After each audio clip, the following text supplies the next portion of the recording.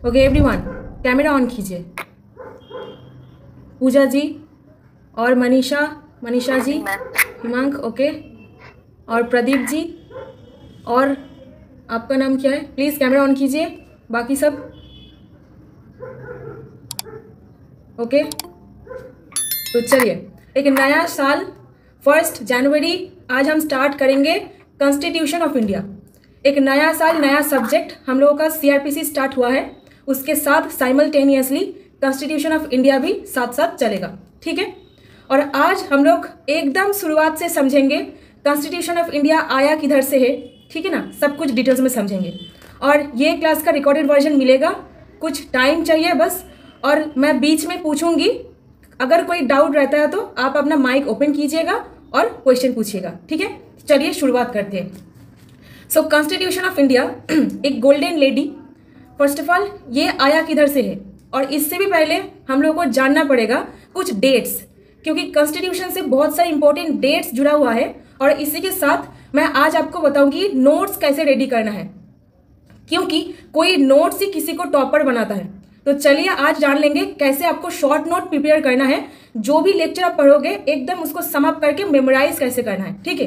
तो सबसे पहले 3 डेट्स नोट डाउन कर लीजिए। 15 अगस्त 1947, 15 अगस्त 1947 फर्स्ट।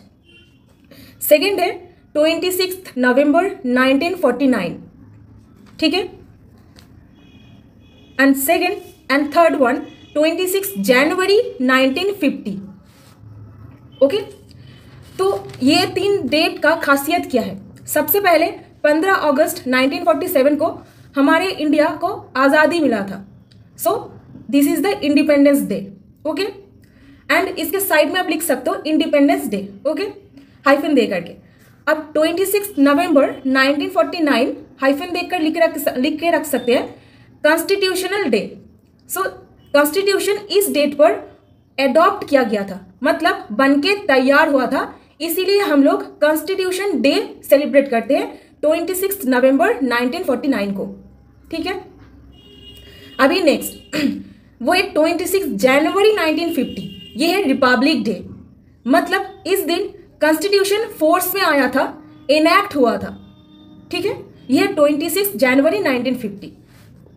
अभी एक और यहाँ पर एक सवाल आप लोगों के मन में आना चाहिए, दैट कॉन्स्टिट्यूशन बनकर तैयार हो गया था 26 नवंबर 1949 में, बट इसको फोर्स में लाया गया 26 जनवरी 1950। इतना जो गैप है ये क्यों है?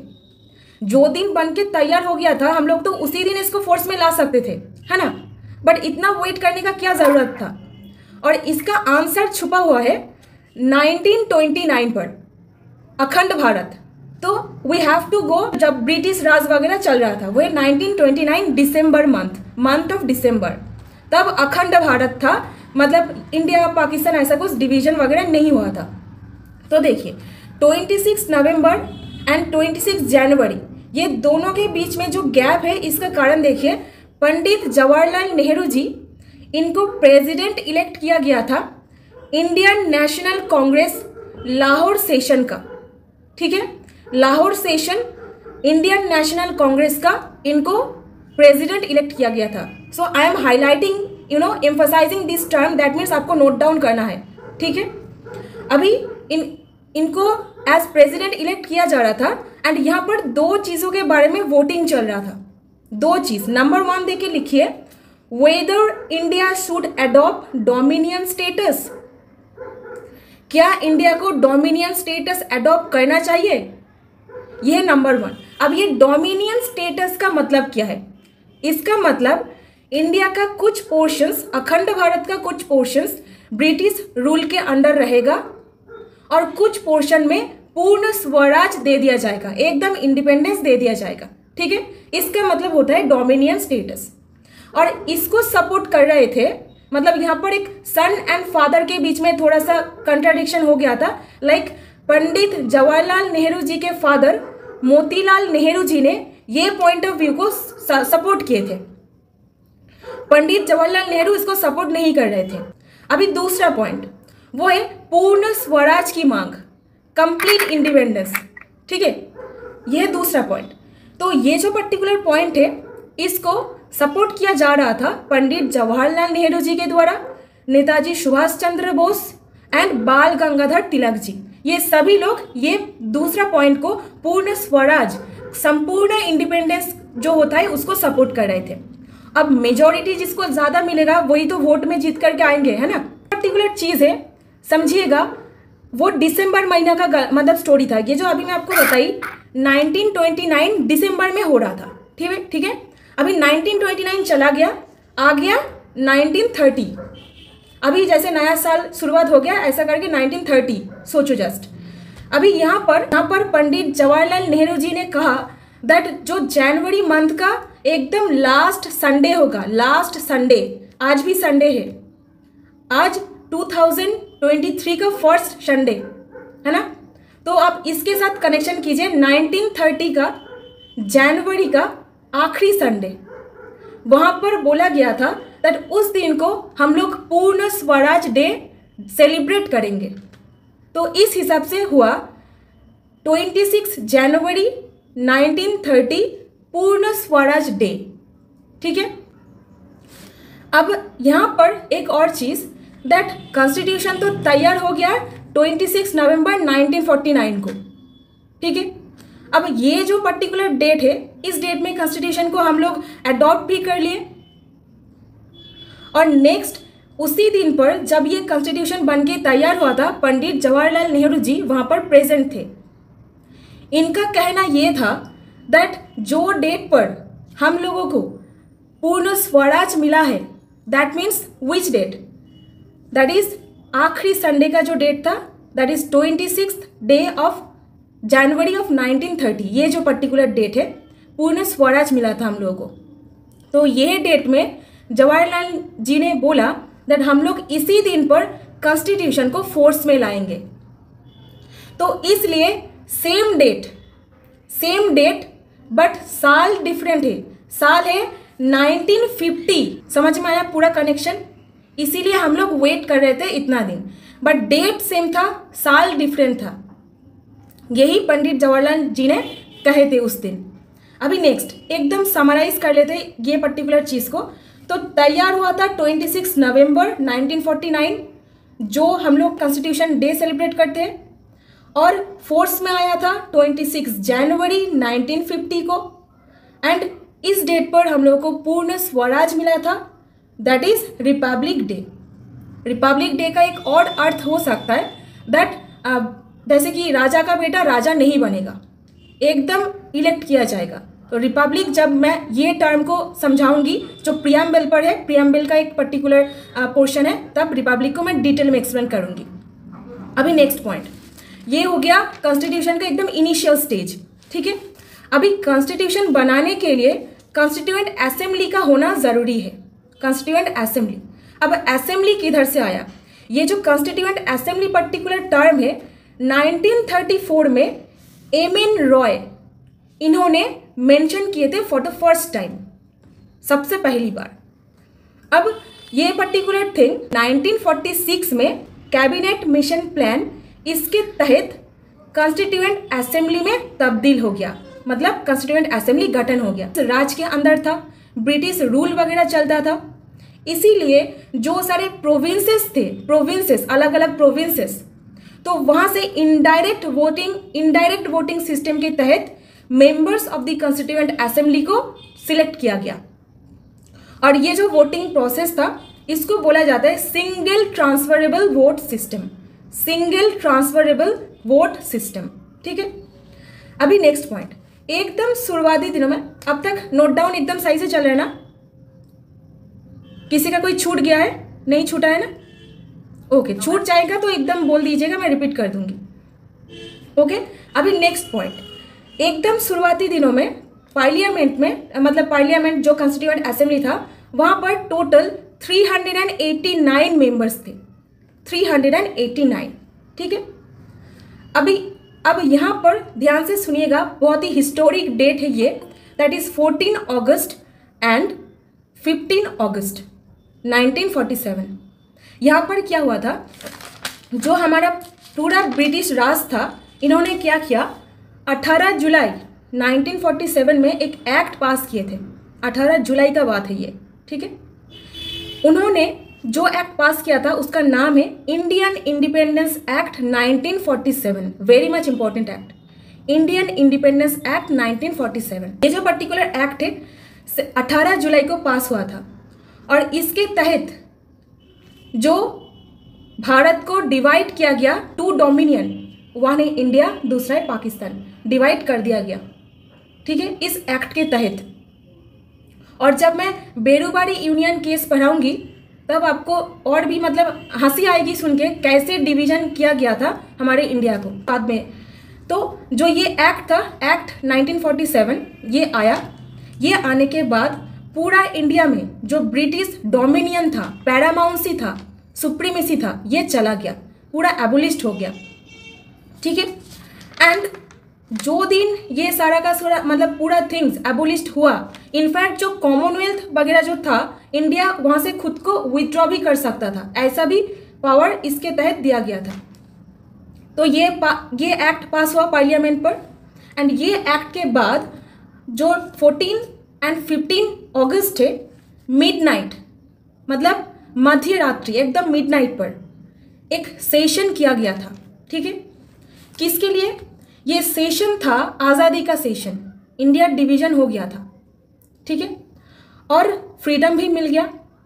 अभी जो हमारे फ्रेमवर्कर्स मतलब लॉ मेकर्स थे, वो लोग डिसाइड किए दैट हमारे इंडिया के लिए एक ऐसा संविधान चाहिए जो हमारी इंडियन सिटीजन के लिए, इंडियन सिटीजन का जो इंटेलिजेंस है, जो मतलब नॉलेज है, जो इथोस है, जो एस्पिरेशंस है, उसको मैच करता है। ऐसा एक्ट संविधान हम लोगों को चाहिए जो इंडियन कल्चर के साथ जाए, है ना। हम लोग तो वसुधैव कुटुंबकम विश्वास करते हैं, तो इसके साथ मिलेगा, हमारे एस्पिरेशंस के साथ जाएगा। इसीलिए वो लोग डिसाइड किए दैट ये ऐसा एक कॉन्स्टिट्यूशन बनाया जाएगा जो हम लोगों के साथ बिल्कुल मैच करेगा, एकदम मतलब बैलेंस करेगा पूरा स्ट्रक्चर को। तो मिडनाइट पर जो सेशन हुआ था, इसीलिए यहाँ पर 14 एंड 15 अगस्त बोला जाता है, क्योंकि 15 अगस्त मतलब 12 बजे के बाद तो एक दूसरा दिन स्टार्ट हो जाता है। तो 12 बज के कुछ घंटे बस हुए थे 15 अगस्त के, तो इसीलिए 15 अगस्त भी काउंट किया जाता है, मतलब पकड़ा जाता है, ठीक है। तो यहाँ पर जब ये पूरा सेशन चल रहा था, मिडनाइट को पूरा का पूरा जो पावर है इंडियन हैंड में मतलब थमाया गया, दैट पूरा पावर आप लोगों को देते, अब इंडिया आपके हवाले, ऐसा। मिडनाइट को जब पावर दे दिया गया तब सब लोग जो बैठे हुए थे कॉन्स्टिट्यूएंट असेंबली पर, वो लोग खड़े हो गए थे एंड विथ हेवी हार्ट्स, मतलब एकदम खुशी का जो एम्बियंस था, वो पूरा इसको सेलिब्रेट कर रहे थे। एंड प्लेज लिए, क्या प्लेज लिए? दैट हम लोग एक ऐसा कॉन्स्टिट्यूशन बनाएंगे, जो ऐसा इंडिया बनाएंगे जो पीपल के लिए है, इंसान के लिए है। दैट्स वाई बोला जाता है we the people of India, that's why we the people of India, ठीक है ना। तो यहाँ से ये सारा चीज कनेक्शन रखता है। अब नेक्स्ट, जब 12 बज के कुछ घंटे हो गए थे, ये मीटिंग चल रहा था, सेशन हो रहा था। अब ये मीटिंग को उस दिन एडजॉर्न किया गया था, बट 15 अगस्त के सुबह 10 बजे फिर से वो लोग एक और मीटिंग किए थे। अब ये जो कॉन्स्टिट्यूशन है ये बनने का इनिशियल स्टेज है। देखिए अभी थोड़ा सा और पीछे जाएंगे तो देखने को मिलेगा दैट 14 अगस्त में जब ये डिवीजन हो गया, तब मैं बोली थी असेंबली में मेंबर था 389 मेंबर्स थे। बट जब ये डिसाइड हुआ दैट इंडिया को अब डिवीजन किया जाएगा, क्योंकि मिडनाइट पावर को ट्रांसफर किया गया इंडियन हैंड्स पर, तब कुछ मेंबर्स डिसाइड किए नहीं हम लोग पाकिस्तान जाना चाहते हैं, क्योंकि तब तो अखंड भारत था। तब डिसाइड, कुछ लोगों का घर शायद पाकिस्तान में होंगे, तो इसीलिए वो लोग डिसाइड किए हम लोग जाएंगे पाकिस्तान। तो इसीलिए मेंबर्स कम हो गए और कम हो करके कितना हुआ 299 मेंबर्स हो गए, वो कुछ लोग पाकिस्तान चले गए मेंबर्स।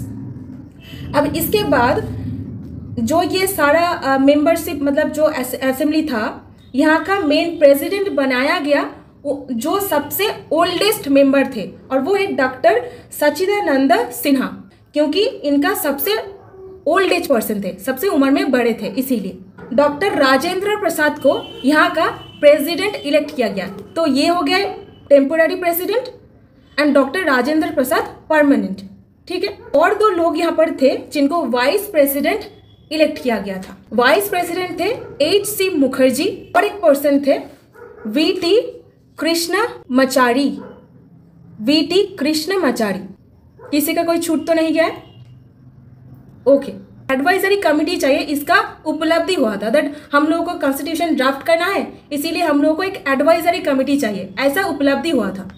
तो इसीलिए B.N. राव इन्होंने बाकी देश का कॉन्स्टिट्यूशन तब बन के रेडी हो गया था, वो सब कुछ पढ़ के एक कॉन्स्टिट्यूशन का ड्राफ्ट उन्होंने प्रिपेयर किए थे।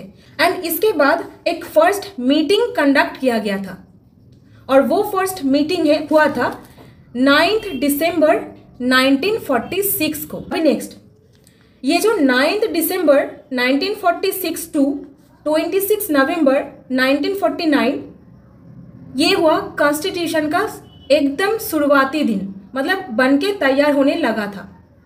जैसे कि अगर आप एक कोई घर बनाना चाहे तो आज शुरू होगा, कुछ साल बाद उसको जाकर के कंप्लीट मिलेगा। टोटल कुल मिलाकर 2 साल 11 महीने 18 दिन लगा था कॉन्स्टिट्यूशन एकदम बन के रेडी होने में।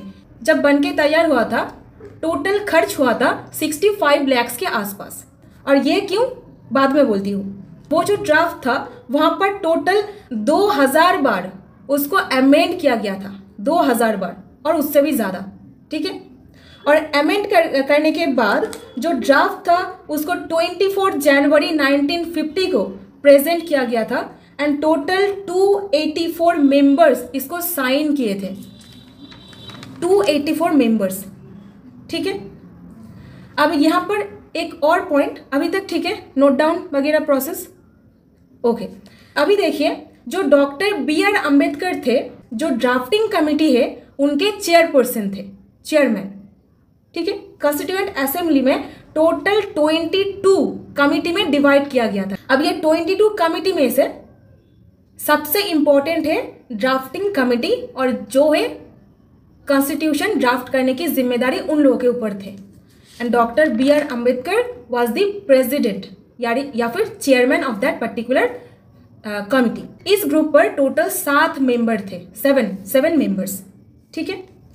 इस ग्रुप के ऊपर टोटल रिस्पॉन्सिबिलिटी आया था डॉक्टर B.N. राव, जो सारे देश का जो कॉन्स्टिट्यूशन है उसको पढ़ के एक ड्राफ्ट प्रेजेंट किए थे, क्योंकि ये थे कॉन्स्टिट्यूशनल एडवाइजर। इनका जो ड्राफ्ट है इसको स्क्रूटिनाइज करना, स्क्रूटिनाइज मतलब एग्जामिनेशन में जब आपका कोई खाता वगैरह मतलब नंबर कम हो जाए, हम लोग बोलते हैं ना चलो स्क्रूटिनाइज करवाने के लिए देते हैं, ठीक है ना। तो ऐसा कॉन्स्टिट्यूशन का जो ड्राफ्ट था उसको स्क्रूटिनाइज करने के लिए दिया गया था। अब यहाँ पर 2 डेट, अक्टूबर 19, डेट नहीं साल एक्चुअली, टाइम स्पैन, अक्टूबर 1947 और खत्म हुआ था, फाइनल ड्राफ्ट बन के रेडी हुआ था 21 फरवरी 1948 को। तब कॉन्स्टिट्यूशन ड्राफ्ट किया गया था माइक्रोब रेजिस्टेंस पार्चमेंट शीट, क्योंकि इसका सेल्फ लाइफ होता है 1000 साल के करीब, ये नष्ट नहीं होता है उतना जल्दी से। तो इस शीट के ऊपर ड्राफ्ट करना चालू हुआ था। जो फाइनली ड्राफ्ट बन के रेडी हुआ था वहां पर टोटल 234 पेजेस था एंड इसका टोटल वेट हुआ था 13 kg। यहाँ पर 3 कॉपी बन के रेडी हुआ था, 3 कॉपी। एक है पूरा प्योर इंग्लिश में हैंड रिटन और दूसरा था प्रिंट ऑफ इंग्लिश और थर्ड था हिंदी हैंड रिटन, हिंदी में था, ये भी हैंड रिटन था। And this 3 was signed by all, सब मेंबर्स इसको साइन किए थे। एंड जो कैलीग्राफर थे, मतलब जो अपने हाथों से इसको लिखे थे, उनका नाम है प्रेम बिहारी नरेन रायजादा, कैलीग्राफर थे। और इन्होंने जो फ्रॉन्ट यूज किए थे वो है फ्लोटिक इटैलिक स्टाइल। तब कॉन्स्टिट्यूशन में टोटल 395 आर्टिकल्स, 8 शेड्यूल्स था। अब इसको ही अडॉप्ट किया गया था, जो मैं बताई 26 नवंबर 1949 में, मतलब इस डेट पर कॉन्स्टिट्यूशन बन के रेडी हुआ था। 4 नवंबर टू 19 नवंबर 1948 तक यह पूरा डिबेट चला था। और किस चीज़ के ऊपर डिबेट? दैट कॉन्स्टिट्यूशन में जो सारा कुछ लिखा गया था उसको clause by clause, not even clause by clause but also sentence by sentence and sometimes words by words इसको स्क्रूटिनाइज किया जा रहा था। मतलब एक एक वर्ड चुन चुन कर कॉन्स्टिट्यूशन में डाला जा रहा था। कंसिडर करने में 114 डेज 114 दिन लगा था कंसिडर करने में। यहाँ पर जो मैंने आपको बताई दैट कॉन्स्टिट्यूशन का ये जो ड्राफ्ट है इसको हिंदी में भी लिखा गया था। अब यहाँ पर एक डेट जो सबसे इंपॉर्टेंट हो जाता है वो है 14 सितंबर। 14 सितंबर इसको हम लोग मनाते हैं कुंज बिहारी जी, एनी आइडिया कौन सा दिवस है ये? आपका कैमरा ऑफ क्यों है कुंज बिहारी जी? क्लास ऑन करके किधर चले गए हो क्या? मतलब नहीं। अच्छा, तो 14 सितंबर क्या है, कौन सा मतलब क्या सेलिब्रेट करते हैं हम लोग? आप जानते हो इसे, बोलिए। Teachers day. हाँ, आप हिंदी मीडियम से हो ना?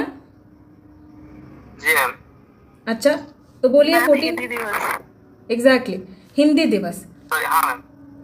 अच्छा, तो 14 सितंबर हिंदी दिवस सेलिब्रेट किया जाता है।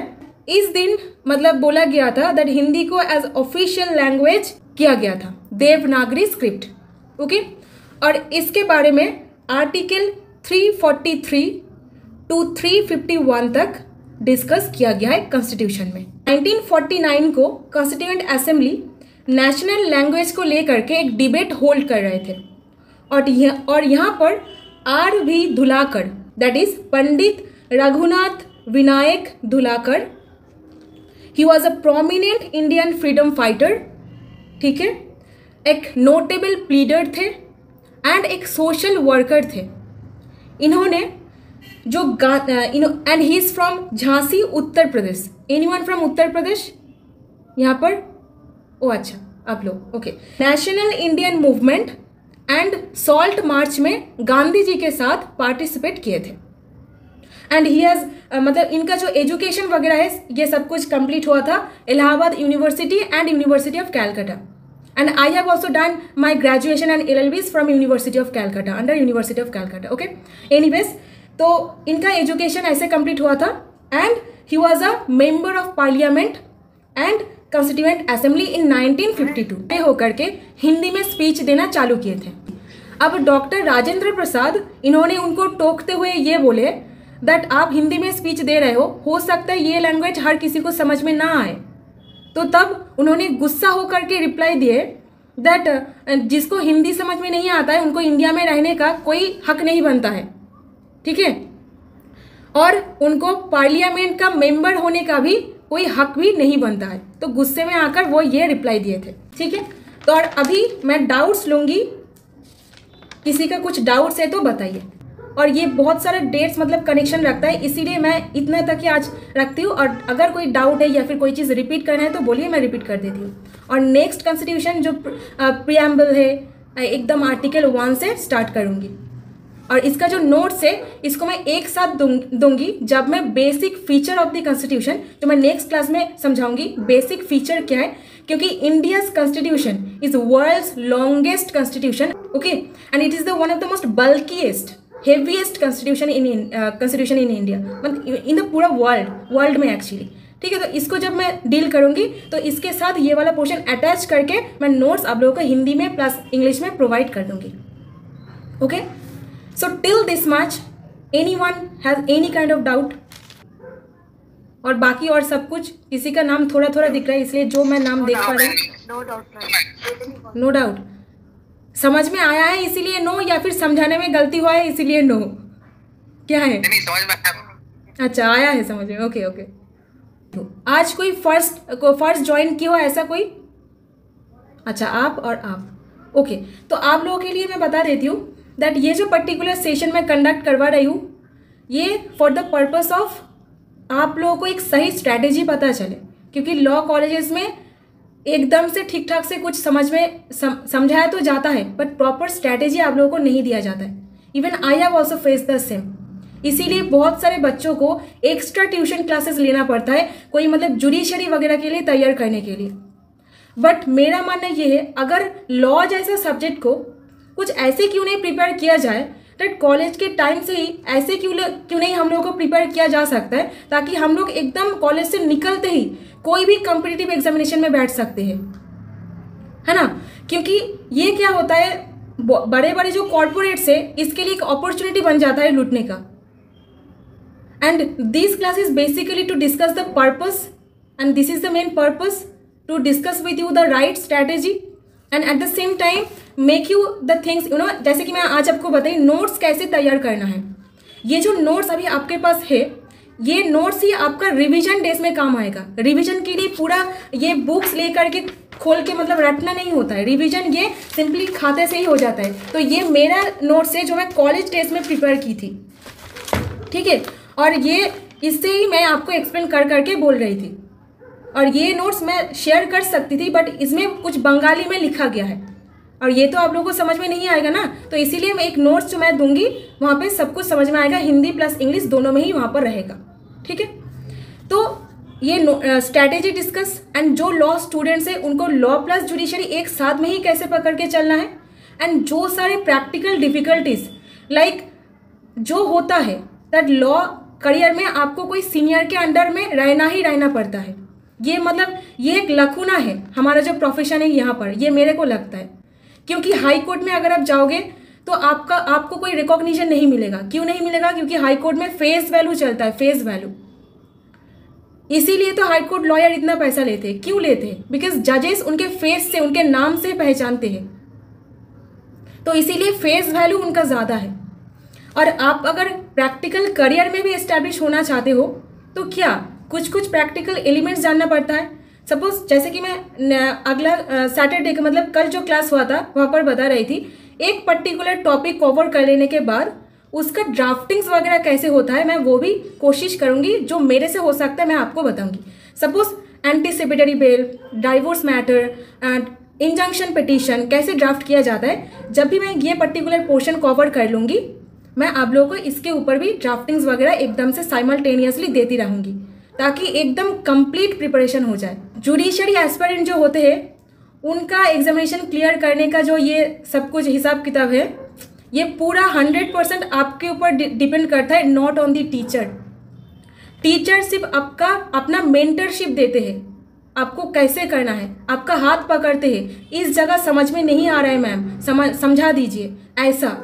पर टीचर आपके लिए नहीं जाएंगे एग्जामिनेशन हॉल में लिखने के लिए, या फिर जब भी आपको इंटरव्यू में बुलाया जाएगा पर्सनालिटी कैसे डेवलप करना है ये आपको खुद को करना है।